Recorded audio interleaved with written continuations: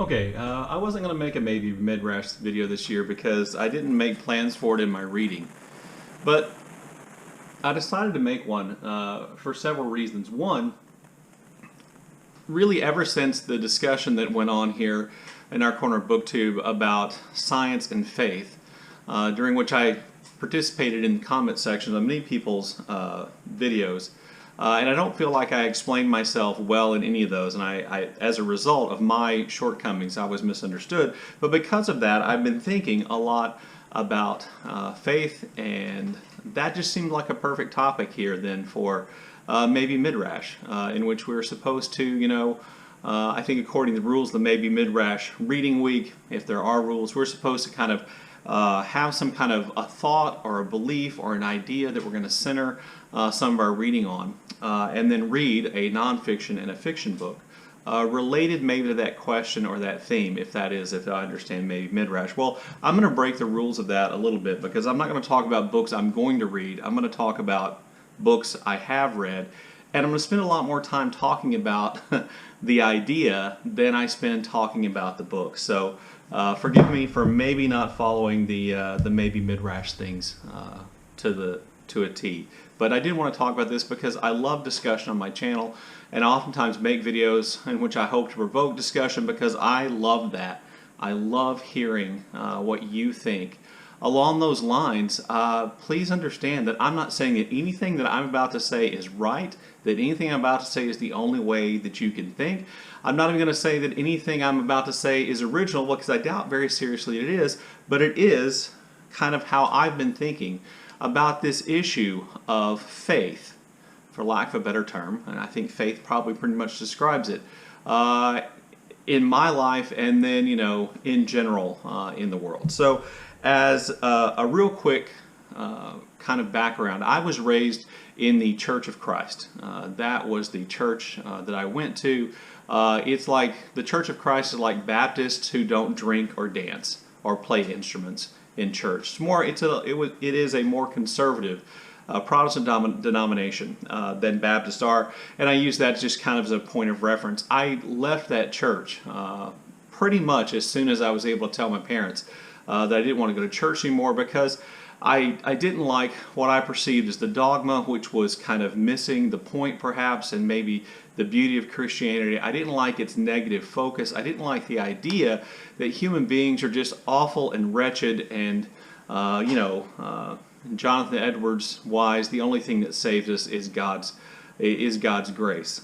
Those ideas bother me. After that, I toyed with all kinds of things, non-denominational Christian churches. My wife is Catholic. I thought about, becoming Catholic because I really enjoyed the kind of ceremony and the sense of history in the Catholic Church, having nothing to do necessarily with faith. I tried to be an atheist, and for whatever reason, constitutionally, that there is something in my mind that won't let me embrace the idea that there is nothing. Let's see. I tried to think my way into Buddhism, which is the wrong approach, but without thinking my way into it, I can't do it. And I don't mean anything that I've just said to disparage any of those religions or those faith systems or beliefs, but none of them were for me. So in relationship then to that discussion about science and religion that came up here on BookTube, in relation to that, I've been thinking a lot about what I do believe and what I do have faith in. And in doing that, I remembered all the way back to the Church of Christ ceremonies I used to go to and Sunday school and all that kind of stuff. And one of those common things that we saw that was put up on the wall as kind of a slogan, one of the many slogans of our church, was the phrase, "God is love." So I started thinking about that here recently. And again, I'm not saying these are original ideas. It's entirely possible I heard them somewhere else. It's entirely possible these are going to come off sounding kind of New Age hippie ideas. But I thought about this idea that God is love. So working from that basic statement, which you can find actually in the Bible, I believe, in the book of John, working from that station that idea that God is love, I thought, well, if God is love, that must mean that love is God. Reciprocal, is that the property? Reciprocal mathematical property says that if God is love, then then love is God. Thinking about is as the equal sign. In an algebraic equation, 1 equals 1 is saying 1 is 1. If God is love, then love is God. So we take that phrase, God is love, and turn it around. And we say instead, and put the emphasis on the idea that love is God, then I think for me, that gives me something I can hold on to. That gives me something that I can embrace from a moral point of view, that is something that I, in fact, can believe in. So in the Bible also, in Corinthians chapter 13, verses 4 through 14 maybe? Let's see, I have the quote here. Well, I don't have it in. Anyway, so in Corinthians, the Bible attempts to define love. So this is a quote that people are aware of, and I'm not even sure that lots of people are aware it comes from the Bible. By the way, this comes from the New King James Version. In the original King James Version, the word love was the word charity, which I hopefully will remember to get back to. But here's the Bible's definition of love. Love suffers long and is kind. Love does not envy. Love does not parade itself. It is not puffed up. It does not behave rudely, does not seek its own, is not provoked, thinks no evil, does not rejoice in iniquity, but rejoices in truth, bears all things, believes all things, hopes all things, endures all things. That is the biblical definition of love. Now, if you ask me, that is an impossible standard to live up to. And in thinking of the idea that love is God, and that if I want to be, in my own mind, a moral person, then I have to love, and then using that as a standard, I find very few occasions in my own life in which I have love to that standard. But then again, if love is God and God is love, do we have to meet the same standard as the literal embodiment, or disembodiment, I guess in the case of God, the literal disembodiment of what love is, and as God? Hope that's not confusing. So one of the things I think that basically comes from that is that, and this is to kind of sum up Corinthians, is that love is selfless. That we don't participate in acts of love for our own aggrandizement, for our own gain. Therefore, things like tough love as a way to raise kids are just completely don't make sense, because tough love attempts to, use discipline as a way to get the kid to do what you think you want because you love them. You see what I'm saying? That none of those things are really love. So in examining my own life, I try to think about things I do that are pure acts of love, and to be honest with you, there aren't many. And one of the things I think that I want to attempt to do moving forward is to increase the things I do that are more pure acts of love. However goofy that sounds to you, that's kind of where I am. So the other thing I think that struck me about this idea that if God is love, love is God, is the idea that what unifies all the world religions, as far as I can tell, is the importance of love, is the importance of acting from love. One of the things that I've noticed, and this is, I'm sure lots of people have noticed, is that lots of the world's major religions have some very similar ideas. At least the world's major religions that exist today and are widely practiced today, have some pretty major ideas. And at the heart of a lot of those ideas about how we should behave and what we should do, whether it's respect or reverence or charity or whatever, is that we should love, that we should do things that are acts of love. And so I find it reassuring, this direction I'm going with my own belief system that love is God. I find it really reassuring that almost all the world's major religions kind of promote this idea that love is a good thing. And therefore, if God is good, love is good. If love is good, God is good. Anyway, you see my thinking. So that then brings me to this issue, which I'm sure has come up in many people's minds who are not believers in something beyond necessarily what we can observe, what we can test, etc. And a lot of those people will tell me quite rightly that love is actually a chemical reaction, that science has classified exactly how love works and what kind of chemicals are injected in our brains and what that does to us and how that makes us behave. And therefore love can't be God, because love is just a chemical reaction. So what? So what if love is a chemical reaction? if that chemical reaction makes us do good, if that chemical reaction makes us behave selflessly, if that chemical reaction makes us be compassionate, if that chemical reaction drives us towards inclusivity, then that chemical reaction is God, and God is love. It doesn't, to me, have to be this idea that love is God, God is love, doesn't have to mean I believe in some kind of literal supreme being. It can just mean that what should be, or what is God for us as humanity, is that thing that drives us to do good, even if it's just a scientific chemical reaction. So I don't see, in this way of thinking, I don't see a conflict between science and religion. I just see two ways of describing the idea that God is love and love is God.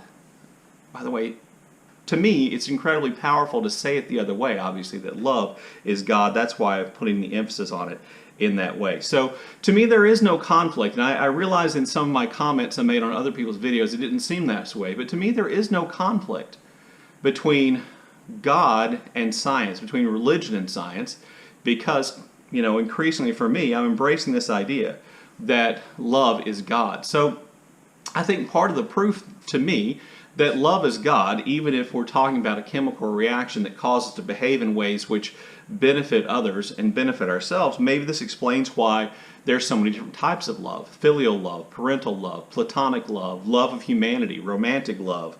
All of those things, all those types of love that exist drive us to do good things, even if we're not entirely pure in our motives. If I give money to charity, and then I tell you I give money to charity, well, giving money to charity is an act of love. It may be somewhat diminished by my desire to tell you about it, but it still is an act of love. It drives us to do the right thing, to do the things that benefit more people. And so I still think that for me, that idea that love is God is an important concept that I want to continue pursuing in my thoughts. In addition to that, I would say, based even on the Corinthians definition, love is inclusive. It's not exclusive. That when we follow God, love, whether we want to define it as an incorporeal being, or love, we want to define it as a chemical reaction. When we follow love, we do not exclude, we include.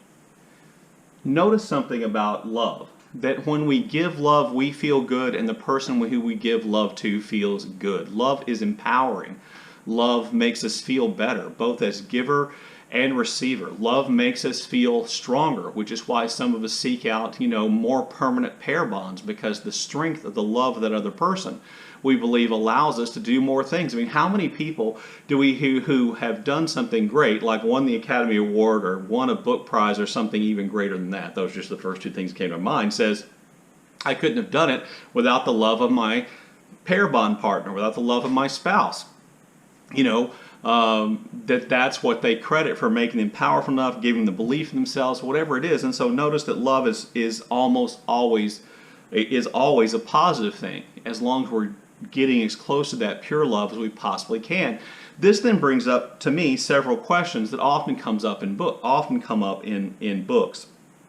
And one of those is, if love is God, are all forms of love equally godlike? And I don't necessarily think there's a difference in my mind between that. I think they all can be, but I do think some are more fraught forms of love. For instance, romantic love is an incredibly fraught kind of love, because when we give our love to someone romantically, we expect that love to be reciprocated. We expect that love to give us some exclusivity, perhaps, over that person's time, or that person's care in some way, and therefore we're giving love maybe because of a chemical reaction that drives us to do this thing, because this person, the person we feel is most special and most important to our life. Maybe that's what we're doing, but it's harder to, I think, for romantic love to be pure. If you look at Romeo and Juliet, to get back to books here, if you look at Romeo and Juliet, which is widely held up as this great kind of tragic love story, with Romeo and Juliet truly being in love with one another, and a kind of pure love, if you look at that, I'm not really sure that that's true.